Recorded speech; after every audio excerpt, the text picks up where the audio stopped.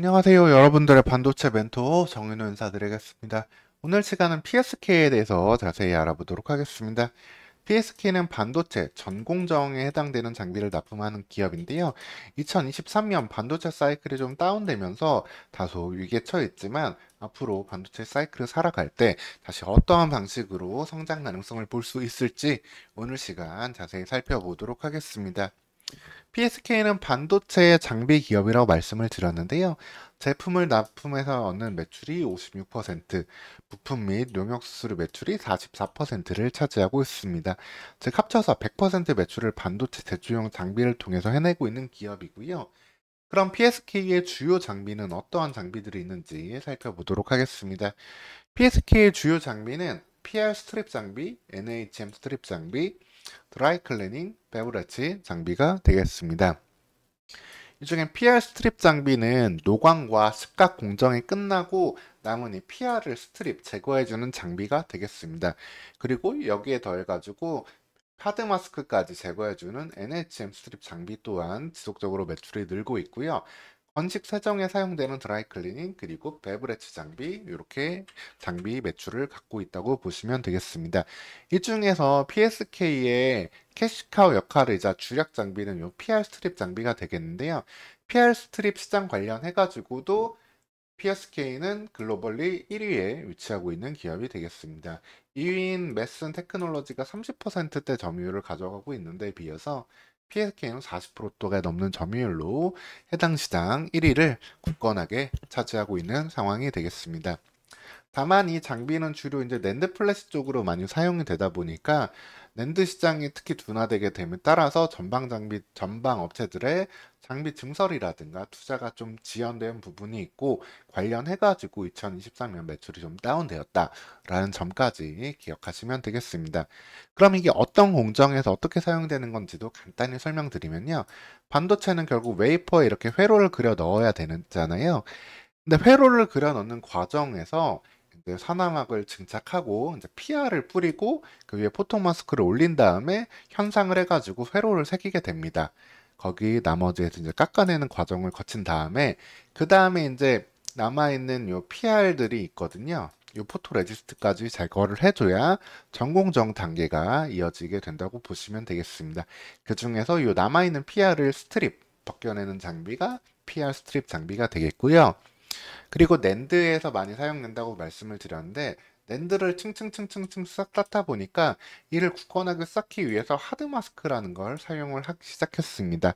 그러다 보니까 하드 마스크까지 제거를 해야 될 필요성이 생겼는데 하드 마스크까지 제거해주는 장비가 NHM 스트립 장비가 되겠습니다. 즉 기존 PR 스트립에 비해서 더 부가가치를 가진 장비라고 보시면 되고요. 이번 PR 스트립 장비에서 가진 시장 우위를 바탕으로 NHM 스트립에서도 지속적인 매출 증가를 이뤄내고 있습니다. 물론 낸드 플래시 시장이 내년에도 당장 좀 회복되기는 조금 어렵고 낸드 플래시 관련해서는 2024년 2분기 혹은 하반기까지 기다려야 될 수 있는 부분은 있지만 그 이유는 상반기까지도 반도체 업체들이 DDR, DRAM, 그 다음에 HBM 쪽으로 투자를 늘리는 과정이 필요하고 그 이후에 낸드 쪽으로 턴이 올 거라고 현재 지금 보고 있는 상황입니다. 다만 낸드 플래시 관련해서도 제조업체들이 그럼에도 불구하고 지속적인 기술 개발은 이루어지고 있어요. 삼성전자가 236단을 먼저 쌓았고 그 다음에 마이크론이라든가 하이닉스 등도 232단, 238단까지 적승을 하고 있는 가운데 최근 10월에도 발표한 바로는 삼성전자가 2024년 초에 300단대 낸드를 적층을 하겠다라는 것을 발표한 상황이거든요. 이렇게 낸드를 지속적으로 적층하게 되면 될수록 공사의 PR 스트립, 그 다음 NHM 스트립 장비 관련된 시장은 다시 한번 커질 수 있다는 점, 이 점을 체크해 두시면 되겠습니다.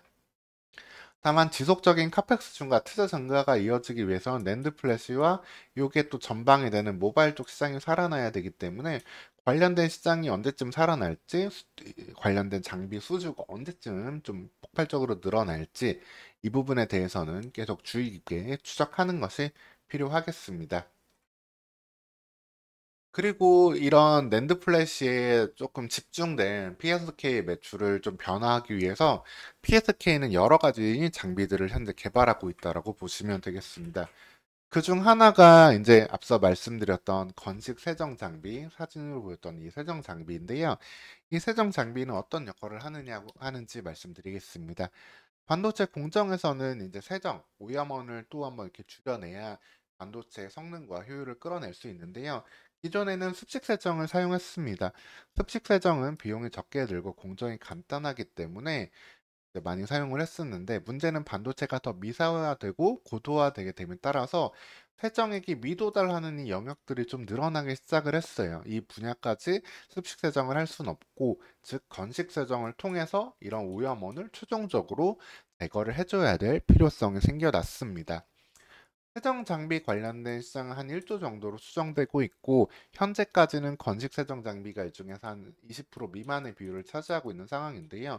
관련해가지고 건식 세정 장비의 시장 침투율은 더욱더 늘어날 것이라고 기대하고 있습니다. 관련해서 PSK 매출도 동반 상승을 기대할 수 있고요. 그리고 이 건식 세정 장비 외에도 PSK가 또 다른 기대감을 갖고 있는 장비가 바로 이 베블 엣지 장비가 되겠습니다.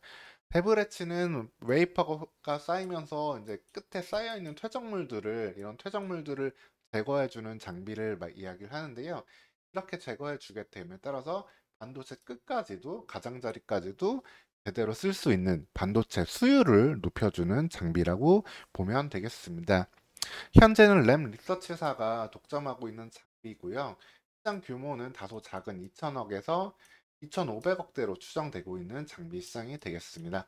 다만 램 리서치가 독점하고 있던 분야이기 때문에 이 부분을 PSK가 뚫고 간다면은 관련된 매출은 또 PSK의 알짜로 도움이 될 수 있겠습니다. 다만 램 리서치가 갖고 있던 특허 관련해가지고 관련된 이슈도 나올 수 있기 때문에 실제로 국내 업체와 특히 해외 업체들에서 이 PSK의 베블워치 매출이 어떻게 나올지는 지속적으로 관심을 갖고 보는 게 필요하겠습니다. 말씀드리면 PSK는 이처럼 PR 스트립이라는 주력 장비를 바탕으로 드라이 클리닝 장비, 그 다음에 NHM 스트립 장비, 베브레츠 장비 세 가지를 통한 포트폴리오 다양화와 성장을 꿈꾸고 있다고 보시면 되겠습니다. PR 스트립은 낸드 플래시에 따라서 좀 매출 변화가 이렇게 조금 나올 수 있고요. 다만 드라이 클리닝의 세정 장비 침투율을 바탕으로 한 성장, 그 다음에 NHM 스트립 장비, 그 다음에 램 리서치가 독점했던 베브리지 장비의 증가, 즉, 요 추가적인 장비들 매출이 어떻게 되어 가는지 지속적인 체크를 해보시면 되겠습니다. PSK에 대해서 결론을 말씀드리면요. 이처럼 기본적인 PR 스트립은 낸드 플래시 메모리양 시장과의 큰 연동이 되어 있기 때문에 낸드 플래시 시장이 2024년 언제 회복이 될지, 그래서 전방 업체들의 투자가 언제 늘어날지 이 부분을 좀 일단 유의 깊게 보시면 되겠고요. 건식 세정 장비의 시장이 어느 정도 속도로 빨라질지, 그래서 PSK에 어느 정도의 매출 도움을 줄지 역시 체크해야겠고, 내부 레처 장비의 또한 지속적인 수주 여부도 체크해 볼 수 있겠습니다. 오늘 PSK에 대해서 자세히 말씀드렸고요. 추가적으로 궁금한 점 있으시면 댓글 남겨주시고 다음에도 좋은 영상으로 찾아뵙도록 하겠습니다. 오늘도 시청해 주셔서 감사합니다.